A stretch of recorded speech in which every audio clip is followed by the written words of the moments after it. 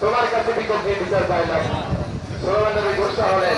আমার কাছে বিচার কি আছে? বিচার পাইলে না মানে আমি তো আমার সন্তান তোমার কাছে দরখাস্ত করেছি। আমার সন্তান এই মাসও আমি রাখতে পারি নাই, তোমার দ্বারা তাহার দ্বারা করা রাখতে পারে নাই।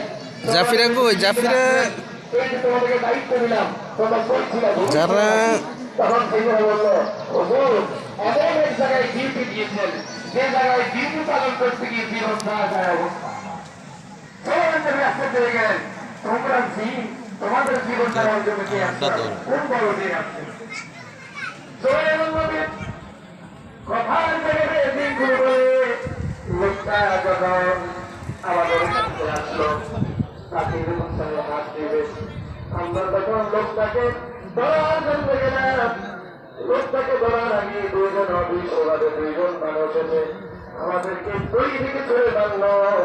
আমরা লোকটাকে আটকাইতে পারলাম না। বলেন না সুবহানাল্লাহ।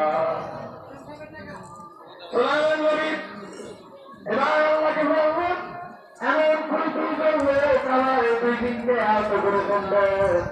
বিপদ করে পড়ে আসলো সোনার নবী যে নিজে মানলো আর ওই লোককে বাঁচানোর জন্য সাহায্য করলো। ওই দুজন লোক মানুষ না ওই দুজন লোক হলো আল্লাহ তাআলার পরিচয় দুইজন খবর বলবেন না সুবহানাল্লাহ।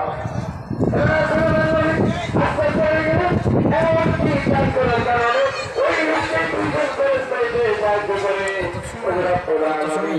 এই লোককে কেন দুজন ফেরেশতা সাহায্য করে? পুরোটা দেখলে বুঝতে পারবি। আল্লাহ বলো